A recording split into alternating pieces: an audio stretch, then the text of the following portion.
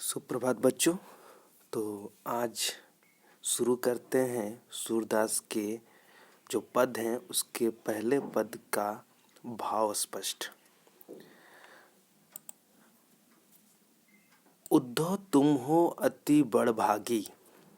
इसका तात्पर्य यह हुआ कि गोपियां जो हैं वो उद्धव पर व्यंग कसती हुई कहती हैं कि हे उद्धव, आप बड़े भाग्यवान हैं, मतलब आप बड़े किस्मत वाले हैं। अपरस रहत स्नेह तगाते, नाहिन मन अनुरागी। गोपियाँ कहती हैं कि उद्धव आप बड़े भाग्यवान हैं कि आप स्नेह के धागे में बंधे होने के बावजूद भी आप अपरस हैं, यानी आप रस से मुक्त हैं। यहाँ रस का मतलब आप प्रेम ले सकते हैं। वो कहना चाह रही हैं कि हे उद्धव, आप हमसे कहीं ज़्यादा भाग्यवान हैं जो आप प्रेम के धागे में बंधे तो हैं लेकिन प्रेम से मुक्त हैं, और ना ही आपके मन में किसी प्रकार का अनुराग दिख रहा है। अनुराग का मतलब यहाँ प्रेम ही ले सकते हैं, प्यार। पुरैनी पात रहत जल भीतर, ता रस देह न दागी।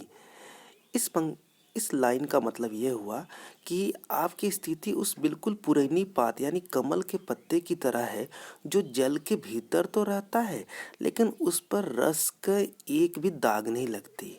बच्चों, ये एक विज्ञान का तर्क है कि आप देखते होंगे कि जल में डूबा हुआ कमल का पत्ता, लेकिन जब उसे आप बाहर निकालते हैं तो उस पर पानी की एक छींट भी नहीं रहती है, एक बूंद तक नहीं लगी रहती है। तो उसी तरह की अवस्था हमारे उद्धव की भी थी। उद्धव प्रेम की नदी में, प्रेम के जल में डूबे हुए तो थे, लेकिन आज ऐसा लग रहा था कि मानो प्रेम का एक बूंद भी उन पर नहीं लगा हुआ है। बच्चों, अब आप यहाँ पर सोच रहे हो कि प्रेम की नदी का मतलब क्या कहा जा रहा है, तो आप भूलिए मत कि हमारे जो कृष्ण हैं वो प्रेम की साक्षात प्रतिमूर्ति थे और उद्धव उनके परम प्रिय सखा थे। लेकिन उसके बावजूद भी, कृष्ण के साथ रहते हुए भी उद्धव पर इसका कोई असर नहीं हुआ था। तो इसीलिए इन गोपियों ने उन पर ये आक्षेप किया, ये व्यंग किया कि हे उद्धव, आप कैसे इंसान हैं जो आप कृष्ण के साथ रात दिन रहते हुए भी प्रेम के महत्व को नहीं समझ सके। उन्होंने एक दूसरा उदाहरण देते हुए भी समझाया कि ज्यों जलमा तेल की गागरी, ज्यों जलमा तेल की गागरी, बूंद न ताको लागी। उन्होंने एक और उदाहरण देते हुए भी उद्धव पर व्यंग किया कि आपकी स्थिति तो उस तेल लगी गगरी की तरह है जिसे जल के भीतर डुबाया तो गया लेकिन जब बाहर निकला तो उस पर एक बूंद तक नहीं टिक पाती है। यानी उद्धव एक तेल लगी गगरी की तरह है। बच्चों, आप भी देखते होंगे कि जब किसी बर्तन या किसी पात्र के चारों तरफ तेल का एक आवरण लगा दिया जाता है और उसे पानी में जब डुबोया जाता है और उसे जब बाहर निकाला जाता है तो उस पर पानी की बूंदें नहीं टिकती। तो उसी तरह हमारे उद्धव भाई भी हैं।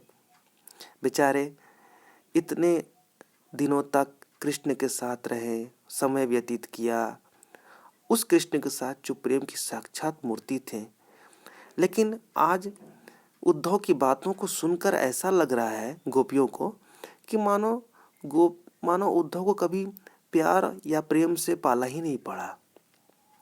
इसी बात की हैरानी इन बेचारी गोपियों को है कि आखिर ये उद्धव ऐसे क्यों है। उन्होंने और एक उदाहरण देते हुए उस बात को स्पष्ट किया कि प्रीति नदी में पाँव न बोरियो, दृष्टि न रूप परागी। अंत में गोपियों ने कह दिया कि तुमने प्रेम रूपी नदी में कभी पैर डुबाया ही नहीं और ना तुम्हारे नज़रों में प्यार नजर आता है, तो तुम क्या समझोगे प्रेम के महत्व को, जो इतनी दूर से चले आए हमें प्रेम के रास्ते से भटकाने के लिए, प्रेम के रास्ते से दूर करने के लिए। बच्चों, मैं बोलना यहाँ भूल गया था कि उद्धव जो थे वो अपने आप को बड़े ज्ञानी मानते थे। उनके हिसाब से ईश्वर को प्राप्त करने का सबसे सहज रास्ता ज्ञान का रास्ता, निर्गुण ब्रह्म का रास्ता है। लेकिन गोपियाँ तो थी सगुण ब्रह्म की उपासिका, वो तो प्रेम की रास्ते पर चल रही थी, वो कृष्ण से अनन्य प्रेम करती थी। वो भला उद्धव की इस निर्गुण और ज्ञान की बातें क्यों सुने? उन्हें ज्ञानी बनकर क्या करना है? उनके लिए तो उनका प्रेम ही उनका भोजन था। बस वो प्रेम की दो बातों की प्यासी थी। तो यही कारण है कि सूरदास की ये गोपियाँ, देखिए यहाँ पर लिखा है, एक बार कवि का नाम उद्धृत है सूरदास। यहाँ पर ये बताना चाह रहे हैं सूरदास इन गोपियों के माध्यम से, या गोपियाँ सूरदास के माध्यम से कहना चाह रही हैं कि हे उद्धव, सूरदास अबला हम भोरी। गोपियाँ कह रही हैं कि हे उद्धव, हम गोपियाँ इतनी भोली हैं, हम अबला हैं, ठीक है, हमारी स्थिति तो बहुत खराब है, हमारी हालत तो उस गुड़ में लगी हुई चींटी की तरह है। बच्चों, कभी कभी आप लोग देखते होंगे कि किस गुड़ में चींटियाँ चिपकी हुई मिलती हैं। होता क्या है कि गुड़ जब तरल रूप में रहता है, जब गुड़ का पाक तैयार किया जाता है तो उससे कुछ चींटियाँ लुभ उसके लालच में, ठीक है, आती तो हैं लेकिन उस गुड़ से चिपक जाती हैं और उसी गुड़ में चिपक करके उनकी मृत्यु हो जाती है।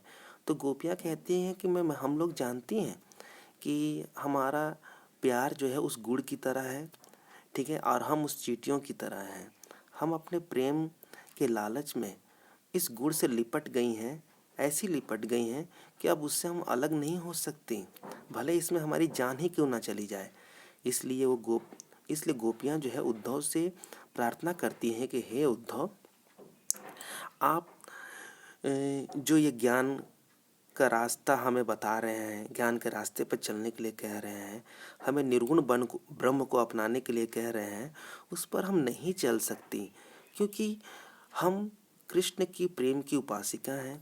हमें अपने सगुण ब्रह्म पर ही चलना है, भले हमारे प्रेम के रास्ते में हजारों लाखों कष्ट क्यों ना हो, लेकिन हम इस राह को छोड़ नहीं सकते।